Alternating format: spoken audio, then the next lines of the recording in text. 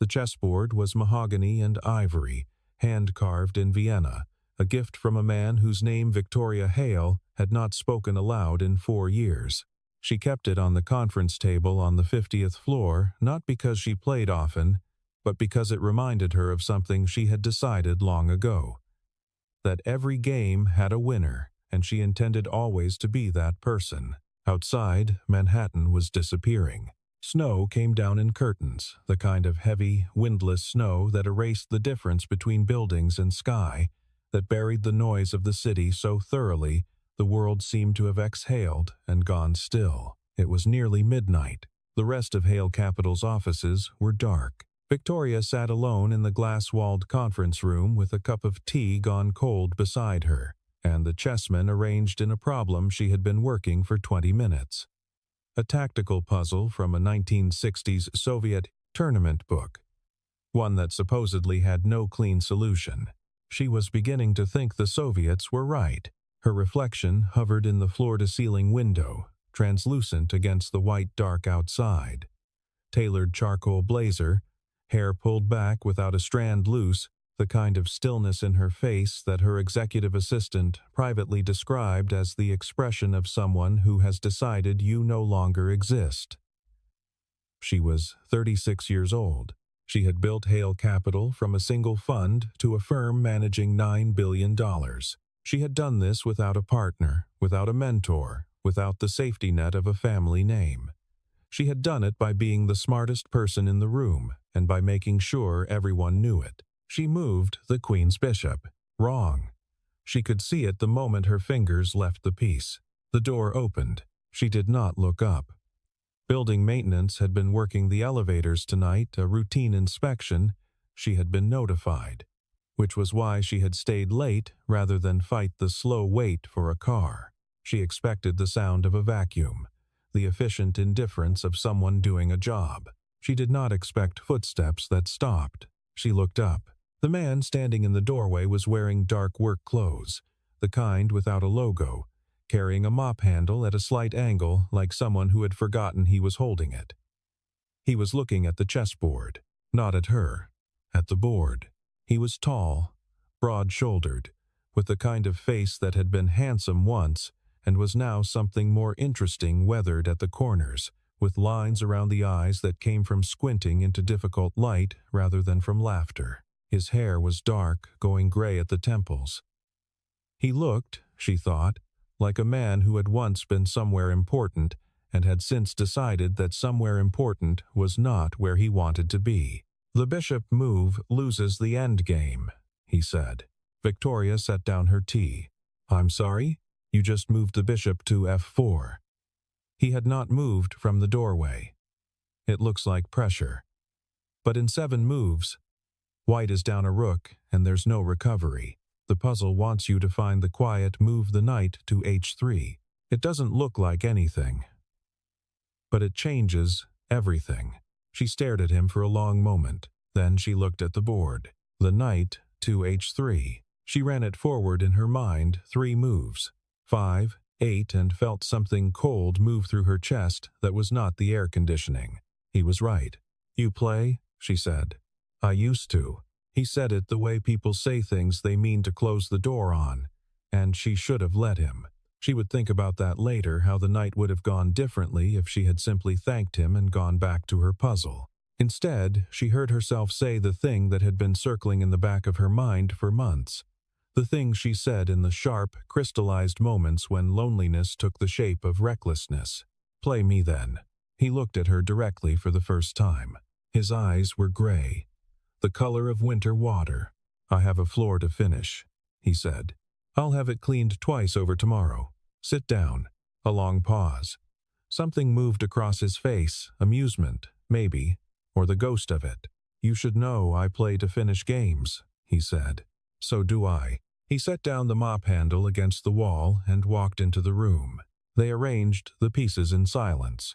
Victoria reset the board with the efficiency of long habit, and she noticed that he moved his pieces the same way, quickly, without ceremony, the way people do when the formalities of setup have long since stopped meaning anything to them. He sat across from her. His hands were large and still on the table. "What are we playing for?" he asked. She had meant to say nothing. She had meant to simply play, to satisfy whatever strange competitive impulse had made her ask. But the snow outside was very white, and the room was very quiet, and she was tired of games that meant nothing. "Beat me," she said, and heard her own voice come out cooler than she intended, carrying the faint edge of a dare. "And I'll marry you." The silence that followed lasted approximately 4 seconds. Then he said, "All right," not surprised, not amused. As though it were a reasonable thing. As though she had proposed a wager on something simple and he had agreed. Victoria Hale, who had not been caught off guard in a professional setting in 11 years, felt something stir in her chest that she could not immediately name. She opened with the Queen's Gambit. He declined it. His name, she would learn later, was Daniel Mercer, 38 years old. Originally from Pittsburgh, the kind of neighborhood where the houses are narrow and the winters are long and people develop a particular relationship with difficulty, not broken by it, not defeated, but changed in the way metal changes when it's worked. Denser, quieter, capable of holding an edge. He had been 3 things in his life. First, a prodigy. At 14, he had the highest junior chess rating in Pennsylvania. At 17, a national qualifier. At 20, a ranked player with a real shot at something serious. A player whose name appeared in the kinds of columns that track the emergence of exceptional minds. He had played in tournaments in Amsterdam and Prague. He had once sat across a board from a grandmaster for 4 hours and made the man sweat. Then he had been a husband. He had met Claire at 22, at a community fundraiser where he had been doing a chess demonstration. She was a nurse practitioner with quick hands and the kind of laugh that made rooms tilt toward her. He had loved her immediately and completely, which was the one thing in his life he had never strategized about.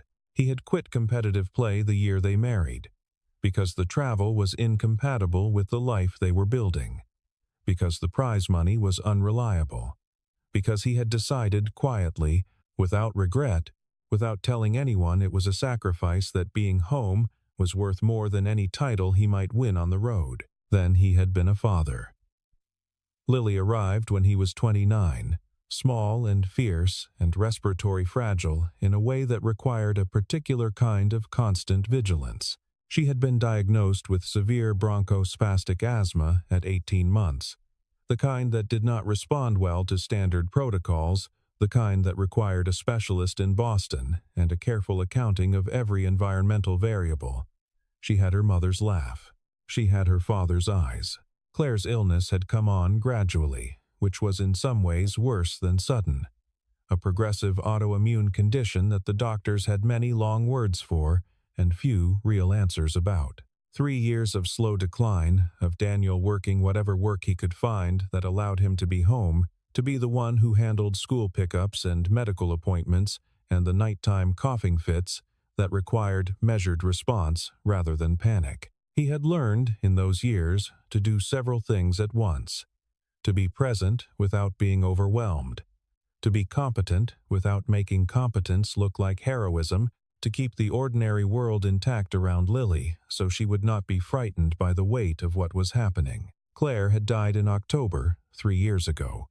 Lily had been 5. She had not fully understood, and then she had understood too much, and then she had arrived with the strange resilience of children at a place of acceptance that Daniel found both heartening and privately devastating, because it meant the world had moved on from something that still occupied the entirety of his own chest. He had taken the maintenance job at Hale Capital's building 8 months ago because it paid reliably, started at 10 p.m., and ended at 6 a.m., which meant he was home when Lily woke and home when she came back from school, and home for the afternoon hours that were the most dangerous for her respiratory episodes.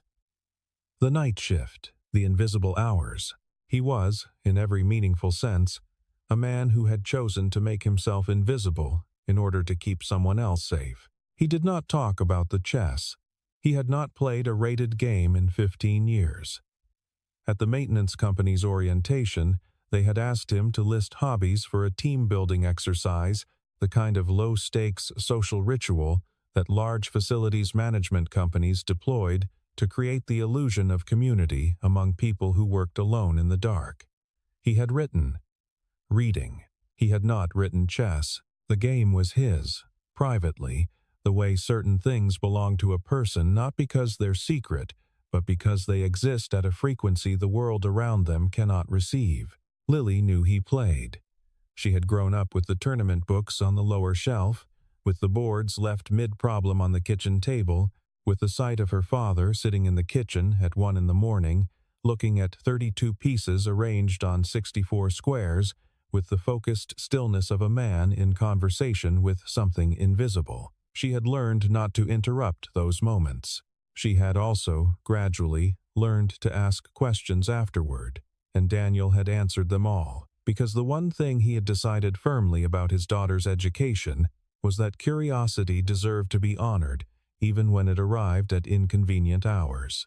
Victoria Hale, in those same years, had built her world in the opposite direction, expanding, accumulating, making herself impossible to overlook. She had grown up in Connecticut, the daughter of a financial advisor who had declared bankruptcy when she was 12, and a mother who had responded to that crisis by leaving. She had worked through school, graduated top of her class, gone into finance at a time when finance did not enthusiastically receive women who looked at you as though they were calculating your net present value and finding it insufficient. She had been told, at various points, that she was too cold, too aggressive, too focused. She had interpreted all of these as compliments. She had been engaged once, at 31, to a man who had described himself as supportive right up until the moment her fund outperformed his.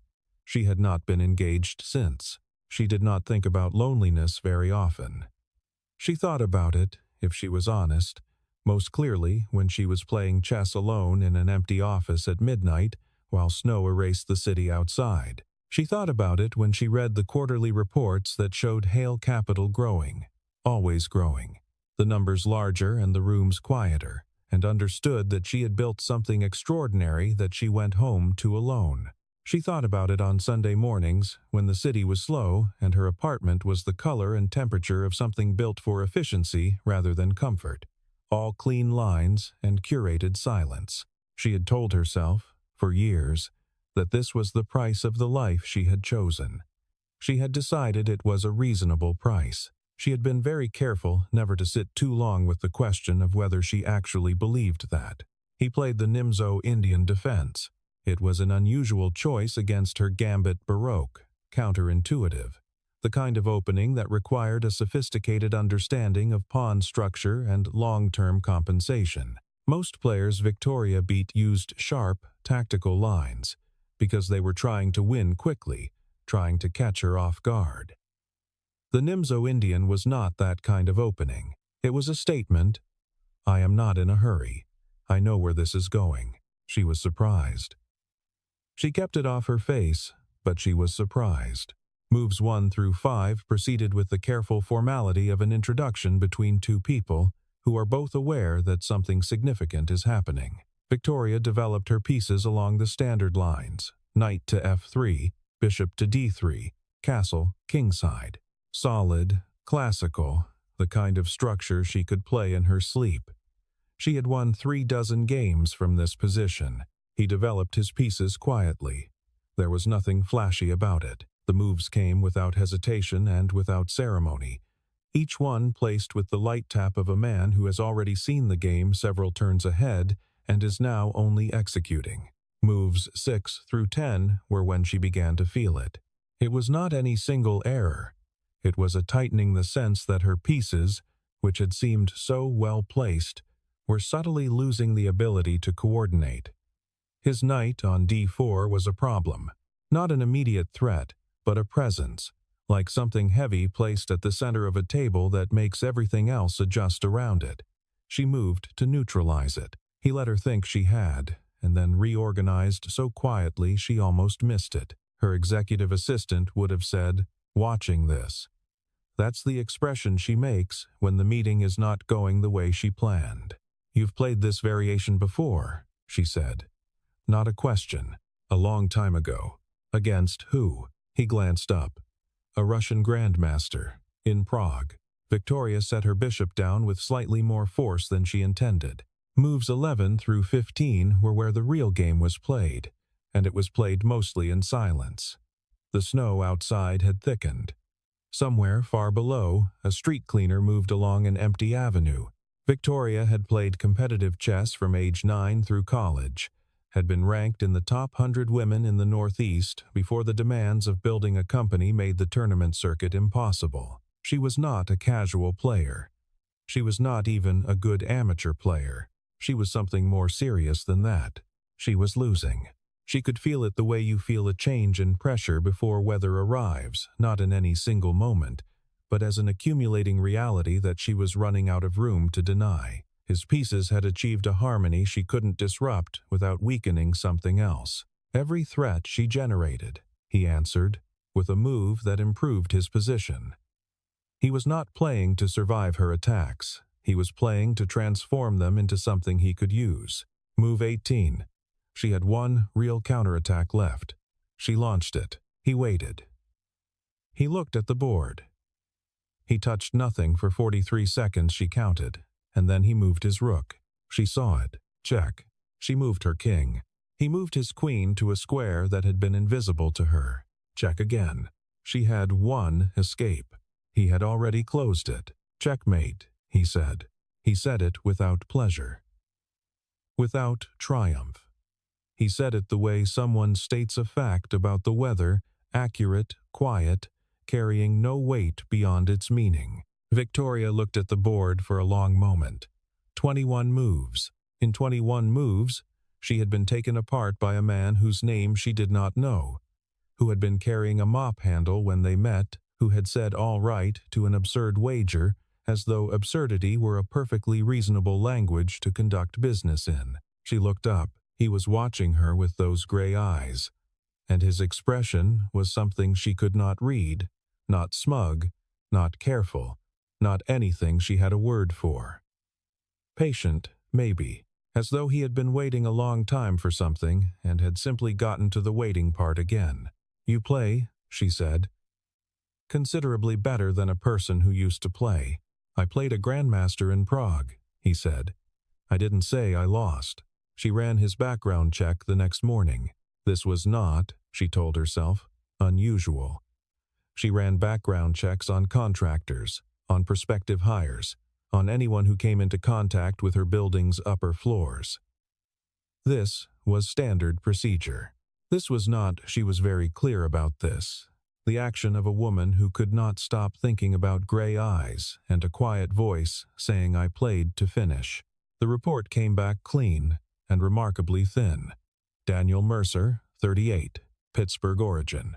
Current address in Queens, a 2-bedroom apartment in a building with decent reviews and a landlord who responded to maintenance requests within 48 hours, which she noted as a detail that mattered to someone. One dependent, a minor, age 8. Employment history. A sequence of night shift positions, maintenance, logistics. One stint doing data entry for a shipping company. No criminal record. No litigation. No debt beyond a manageable student loan balance from a degree he had partially completed and then left. The degree had been in mathematics. She stared at that for a moment. Then she asked her assistant to pull chess rating records. It took the better part of an hour, because the records were old and kept in a database that had been migrated twice. When they came back, she read them 3 times. Peak rating, 2,481. For context, a rating above 2,500 is Grandmaster territory. A rating of 2,481, achieved at 22, represented a level of natural ability that appeared perhaps once or twice per decade in a country the size of the United States. She sat with this information for a while. There was a particular kind of person who chose invisibility, not because they lacked ability, but because something they loved more than ability had required them to set it down. She had built her entire life on the premise that this was a choice she would never make. that ambition was not something you traded away for sentiment. She had been very certain about this. She had been certain about it in the way you are certain about things you have decided not to examine. She pulled up his employee file and looked at the contact information. Under emergency contact, he had written a single name: Lily Mercer, daughter, age 8. With a note, if I cannot be reached, please call Dr. Patricia Walsh, pediatric pulmonology, Boston Children's. Victoria closed the file. She sat for a very long time in her very quiet office, looking at the snow that had frozen overnight into a crust on the window ledges, and tried to determine exactly what she was feeling. She could not immediately identify it. This was unusual. She was, in general, a woman who had precise language for her emotional states because she had decided long ago that unnamed things had power and named things did not. She did not have a name for this. She found him the following Thursday, doing rounds on the 48th floor, and she asked him if he had time for a conversation. He looked at her steadily. I have a floor to finish by 3 a.m. I'll have someone cover it. A pause. That same quality in him, the deliberateness, the absence of hurry, the sense that he had simply decided to be wherever he was and was not easily moved. Then, all right. They sat in a small meeting room off the main corridor, the lights set to a low evening mode.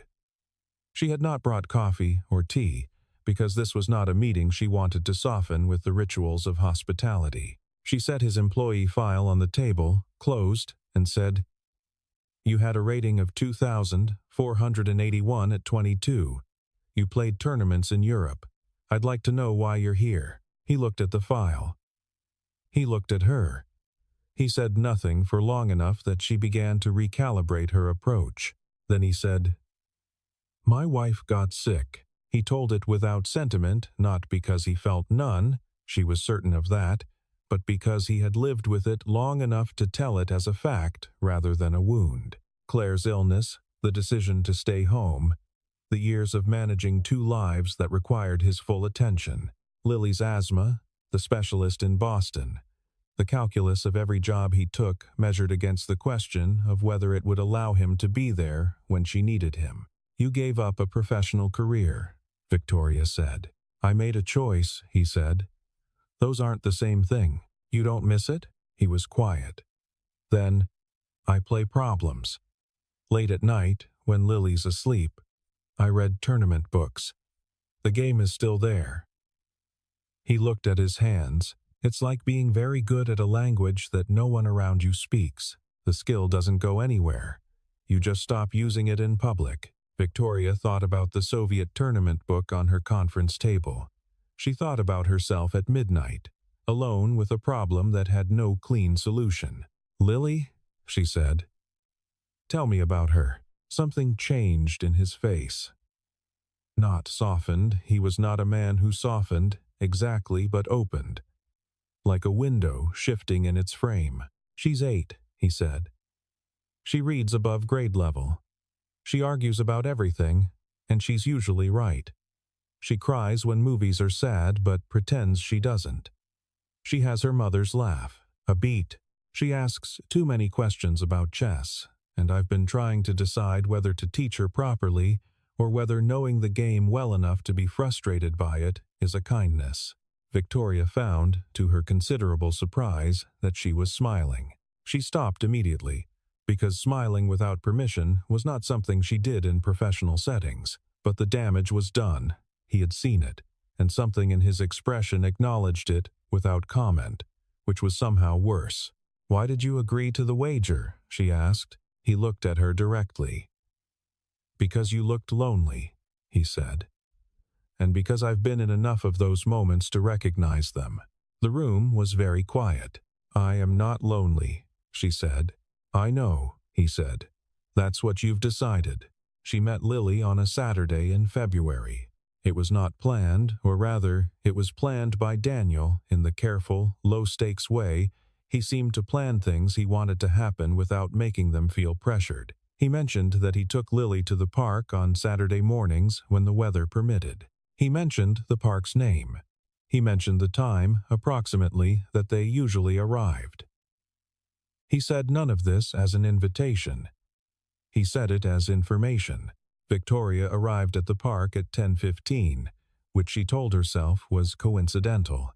Lily was sitting on a bench eating half a sandwich, wearing a coat that was very slightly too large for her and a hat with a pom-pom on top that she kept batting at without seeming to notice she was doing it. She had her father's coloring dark hair, gray eyes, and her mother's energy, which Victoria inferred from the way she occupied space, expansively, without apology, her small body taking up exactly as much room as she wanted. She looked at Victoria with the frank, unfiltered assessment of a child who has not yet learned that staring is rude. "Are you the chess lady?" she asked. Victoria glanced at Daniel, who was standing slightly behind Lily with the particular expression of a man who is not surprised by anything his daughter says, but chooses not to intervene. "I play chess," Victoria said. "Dad says you're good. Your father beat me." Lily considered this. "He beats everyone," she said, matter-of-factly. "He beat me in 30 moves last time and I had white and he said it wasn't personal, but I think it was a little personal." "Lily," Daniel said, "I'm just being honest." She scooted over on the bench and patted the empty space next to her with the authority of someone who assumes their invitations will be accepted. "You can sit here." Victoria sat. They spent 2 hours in the park. It was cold but clear, the sky the pale flat blue of late winter, the snow on the ground compressed into a crust that crunched underfoot. Lily talked without evident pause about her school, about a book she was reading about deep-sea creatures that she described as the good kind of horrible, about the names she had given to the pigeons that frequented their block. She asked Victoria what she did for a job, and when Victoria explained in general terms, Lily nodded seriously and said, "So you're in charge of a lot of money." "Is it boring?" "Not usually," Victoria said. "I think I'd rather study jellyfish," Lily said. "They don't have brains, and they still survive everything." "That's impressive." Victoria laughed. It came out before she could check it, a real laugh, the kind that surprised her by its own arrival. Daniel was watching her from his end of the bench. She did not look at him, because she suspected his expression would be something she couldn't deal with standing up.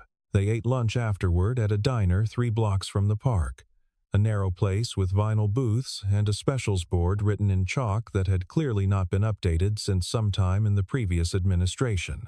Lily ordered chocolate chip pancakes and ate them with the systematic focus of an engineer. Victoria ordered coffee and then, at Lily's insistence, also ordered the pancakes. They were, she admitted privately, very good. "Do you have kids?" Lily asked. "Do you want them?" "Lily," Daniel said again. "It's a reasonable question," Victoria said. She looked at Lily. "I don't know," she said. "I haven't thought about it in a long time." Lily seemed to accept this as an honest answer, which it was. She went back to her pancakes. Victoria wrapped both hands around her coffee cup and looked at the window and the bright, cold street outside. She thought, "I am sitting in a diner on a Saturday morning eating chocolate chip pancakes with a man I have known for 3 weeks and his 8-year-old daughter who thinks jellyfish are impressive." She thought, "I have no idea what I am doing." She thought, "I am not sure I have ever felt more present inside a moment than I do right now." She did not know what to do with any of that, so she ate her pancakes and said nothing and let the warmth of the small room hold them all. The video surfaced on a Monday. Someone had been in the building that Friday night, a junior analyst working late, who had passed the conference room, seen the peculiar tableau of the CEO playing chess with a maintenance worker, and done what people in 2024 often do with peculiar tableau before they have thought better of it. The clip was 23 seconds long. It showed Victoria setting down a piece, Daniel making his response, and the particular quality of Victoria's stillness that people who knew her recognized as the expression she wore when she was thinking hard and losing. It appeared internally first, in the kind of lateral circulation that happens in large companies before the communications team has time to respond. By Tuesday afternoon, it had moved beyond the building. By Wednesday morning, it was the kind of thing that required a response. The board convened an emergency call. Victoria listened for 45 minutes to 3 male voices telling her, in language carefully calibrated to sound like concern, that the situation was one of potential reputational exposure and stakeholder perception management. What they meant, what she heard beneath the vocabulary of their discomfort was, a CEO who makes midnight wagers with maintenance staff is not the image we are managing. The phrase gold digger appeared in a tabloid publication by Thursday, referring, with Baroque illogic, to Daniel. She read it on her phone in the back of a car and felt something she was not accustomed to feeling. The hot, specific anger of witnessing an injustice applied to someone who did not deserve it. She called Daniel that evening. He answered on the second ring. "I've seen it," he said, before she could speak. "I'm sorry. This is my fault entirely." "It's not your fault." His voice was even. "You didn't record it. I put you in the position." Victoria, her first name. He had not used it before. It stopped her. "Lily hasn't seen it. I'd like to keep it that way, otherwise I'm fine." She pressed the phone against her ear and looked out the car window at the dark city going past. "The board wants me to make a statement," she said. "What kind of statement?" "The kind that makes this go away quietly." A pause. "And what do you want to do?" No one had asked her that. In 2 days of managing this situation, across a dozen conversations with lawyers and communications professionals and board members, no one had asked her what she wanted to do. "I want to play you again," she said. A very long silence. "All right," he said. But she did not play him again, not immediately. What happened instead was that Victoria, in the course of managing the board's pressure and the communications fallout, said something she should not have said. She said it in a meeting that included her chief of staff and 2 board members, in the grip of a defensive impulse she should have recognized and controlled but didn't, because she was tired and because the board members were using a tone she found intolerable. She said that the situation was being misread, that Daniel Mercer was a person of exceptional ability and background, whose employment in building maintenance was a circumstance, not a definition, and that anyone who found their association inappropriate was revealing more about their own assumptions than about reality. This was true. She had meant every word of it. What she had not considered was that it would be repeated to Daniel by a well-meaning junior employee who thought he should know the CEO had defended him. She found out when he asked to meet. He was waiting for her in a small conference room she used for private conversations, the one without glass walls, on the 44th floor. He was not in his work clothes. He was wearing a dark jacket over a plain shirt, and he had the look of someone who has made a decision and arrived at peace with it before speaking. "You told the board about my background," he said. "I defended you. You told them I was exceptional. You explained me to them." She opened her mouth. She closed it. "I understand why you did it," he said. "And I believe you meant it to protect me. But, Victoria..." He paused, measured. "I am not a story you tell to make a point to your board. I am not evidence of your open-mindedness. I made choices. I have a life. It is not a lesser version of some other life I should have lived." The silence afterward was the kind that rings. She wanted to say, "I know that." She wanted to say, "That's not what I meant." She wanted to say the true thing, which was that she had used him as an argument in a room full of people who were trying to diminish her, and in doing so had made herself no different from them. "You're right," she said. He nodded once. "I think we should take some distance." "Daniel, Lily asks about you," he said, very quietly. "She asked me this morning if the chess lady was coming to the park again. I don't want to make things harder for her than they need to be." He left. She stood in the empty room and looked at the place where he had been standing, and felt the full weight of a thing she had broken without fully understanding what it was, until the moment it was no longer whole. The blizzard arrived on a Thursday in late February with the kind of speed and intensity that the forecast had predicted, but no one had quite believed. By 3 in the afternoon, visibility in Queens had dropped to less than a block. By 5, the roads were impassable in most of the outer boroughs. Victoria was in her office when Daniel called. She answered before the second ring. Lily. His voice was controlled, which meant it was very bad. She had an episode at school. The school gave her rescue medication, but it's not holding. I'm trying to get to her, but the trains are stopped and I can't. A breath. I can't get to her. She was already standing. Which school? Victoria, you don't need to. Daniel. Which school? He gave her the address. She was moving before he finished the sentence, calling her driver, calling a contact at the hospital 2 blocks from the school, calling the building's emergency line to arrange temporary authorization for medical access.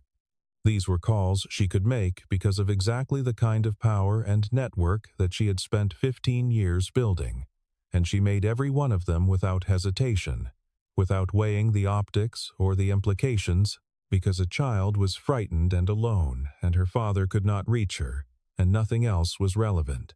Her driver got her to the school in 22 minutes through streets that no civilian car should have been navigating. She found Lily in the nurse's office, propped upright in a chair that was slightly too large for her, wearing a borrowed blanket and the oxygen mask the school nurse had applied. Her breathing was audible and wrong, the pulled, effortful quality of someone whose airways had decided to be difficult. She looked up when Victoria came in. Her eyes were frightened. She was trying not to show it. Victoria crossed the room and crouched to Lily's level and said, very calmly, "Hi. I'm here. Your dad is on his way. We're going to get you to a doctor," Lily said, through the mask. "I don't like this. I know. Can I tell you something weird?" A small nod. "When I was stressed as a kid, and I got stressed a lot, my grandmother used to make me count the sounds I could hear. Just count them. Not name them, just count. You want to try?" Lily looked at her. Then, with the pragmatic willingness of someone who has learned to try things that might help, she listened. Her eyes moved. Her shoulders, very slightly, began to drop. 4, she said. 4. Good. Keep going. The ambulance arrived 12 minutes later. Victoria rode with Lily, holding her hand with the matter-of-fact steadiness of someone who had decided that steadiness was what was needed and had simply provided it. Daniel met them at the hospital, snow in his hair and his face doing the thing it did when he was feeling something. He had no room to show everything controlled, everything still, except for the line of his jaw and the way he looked at his daughter as though the rest of the room had ceased to exist. He looked at Victoria across the gurney. She had expected gratitude. She had prepared herself for that, for the polite, appropriate expression of thanks from someone who was in her debt, which would have been uncomfortable in the particular way that her good actions sometimes were, because she was better at receiving criticism than kindness. He did not look at her with gratitude. He looked at her with something unguarded, something that did not have a clean name, something that she recognized belatedly, with the slow shock of someone who has walked through a door they thought was closed because she had been feeling it for weeks and had been very busy, not calling it by its proper name. Lily was treated and stabilized within 2 hours. Her pulmonologist in Boston was reached by phone. The dosage adjusted. A follow-up scheduled.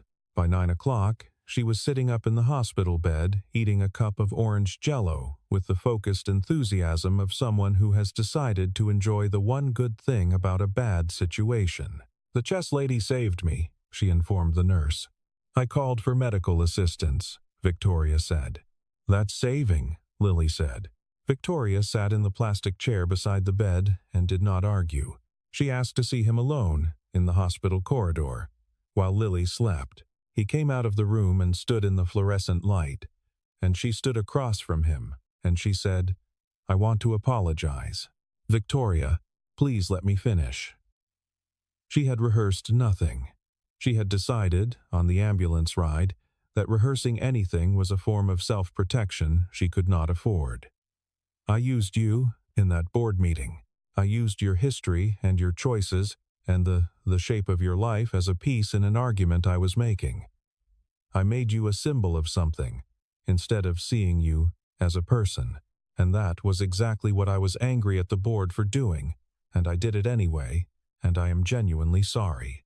He was looking at her steadily. I also want to say, she said, and this part was harder, that I have spent a long time being very good at a version of life that is efficient, strategic.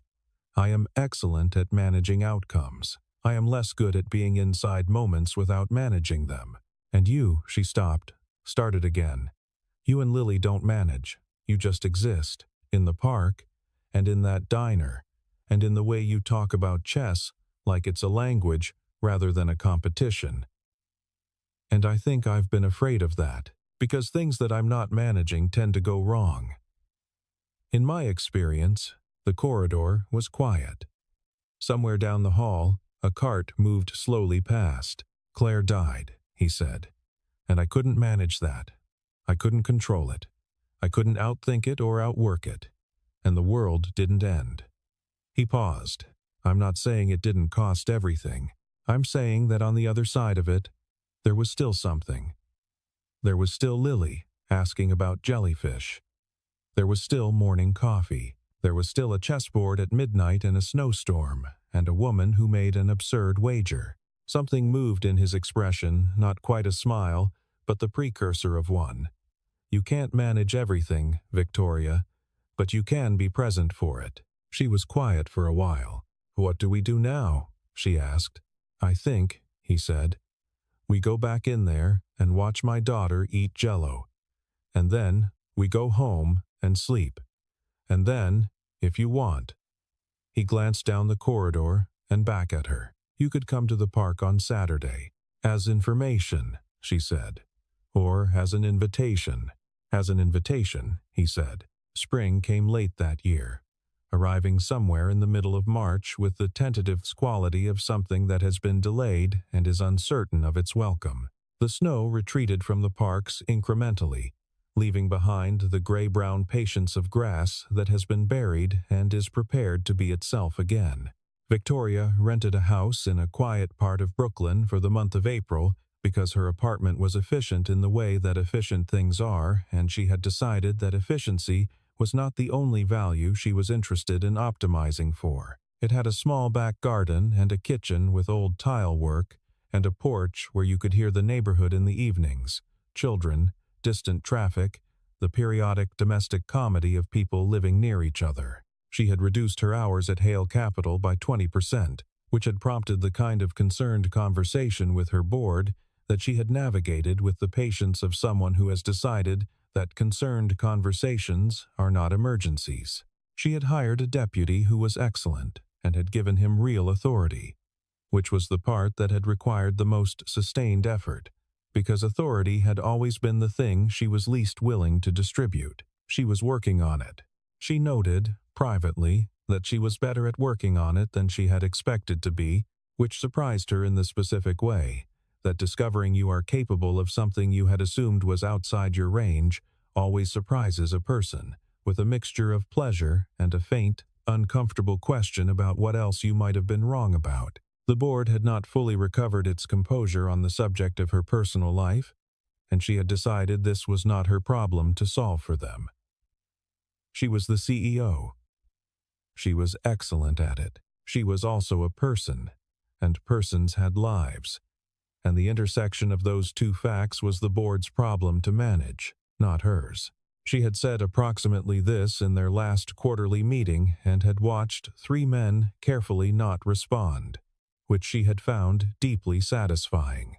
Daniel had left building maintenance in March. He had taken a position with a financial analytics firm that paid better than anything he'd held in 8 years, that offered health insurance, including coverage for pediatric specialty care, and that had flexible hours because it valued results over visibility. A distinction he had explained in his interview with a precision that had apparently impressed the hiring committee. He had mentioned, during the interview, that he had been tutoring a chess prodigy. He had not mentioned the rating of the CEO, who had lost to him in 21 moves in a midnight snowstorm. Lily's respiratory specialist in Boston had reported, at the April appointment, that her inflammatory markers were the lowest they had been since diagnosis. Lily had responded to this news by asking whether it meant she could play soccer, a question that launched a 20-minute negotiation involving Daniel, 2 doctors, and Victoria, who found herself somehow in the middle of this conversation and was not entirely displeased about it. On the last Saturday of April, the 3 of them sat on the porch of the rented house in the early evening light. Daniel and Victoria had a chessboard between them, a travel set of his with pieces worn smooth from handling. Lily was in the garden below the porch steps, turning over flat stones and reporting on their undersides with the methodical satisfaction of a field researcher. "Something moved under that one," she announced. "Leave it alone," Daniel said, moving his knight. "I just want to see what kind of something." "Lily, this is science." Victoria moved her queen. She had been studying the Nimzo Indian defense for 3 weeks, not its weaknesses, which is what she would have done 6 months ago, but its logic, its architecture, the way it worked. She was beginning, cautiously, to understand what it felt like to play for the shape of a game rather than for the result. She was still losing consistently. She had decided this was acceptable. "Do you remember the wager?" she said. Daniel looked up from the board. His expression was the one she had come to understand as amusement in its quietest form, present in the eyes rather than the mouth. "I remember. You won," she said. "That was the arrangement." He looked at the board. He looked at her. "I'm not holding you to an absurd wager made at midnight," he said. "I know you're not," she said. "That's not the point." She moved her bishop the correct move, not the instinctive one, the quiet move that changed the structure without announcing itself. "I'm saying that I've been thinking about it. And I think—" She paused. Outside, Lily had found whatever was under the stone and was regarding it with scientific gravity. The evening light was doing something specific and unrepeatable to the garden. "I think the wager was the first honest thing I said to another person in a very long time." Silence. "I'm not suggesting we do anything immediately," she said. "Or soon. I'm suggesting that I am less opposed to the idea than I would have told you 6 months ago." Daniel was quiet for long enough that she made herself look at him. He was looking at her the way he looked at a chessboard when he had already seen the solution and was waiting, with patience, for the other player to find their way there. "Knight to h3, he said. She looked at the board. She found a move. She saw, running forward in her mind, 3 moves. 5, 8, how it changed everything. She moved the knight. "Dad," Lily called from the garden. "I found a very confident beetle." "Leave it in its home," Daniel said. "What if it wants to travel? Beetles prefer staying where they know things." Lily considered this with the seriousness it apparently deserved. "That seems like a missed opportunity," she said. Victoria looked at the board, and at the man across from her, and at the small, authoritative figure in the garden below, and felt clearly, without ambiguity, without the need to manage or name or control it, the specific weight of something she had carried for a long time becoming, finally, lighter.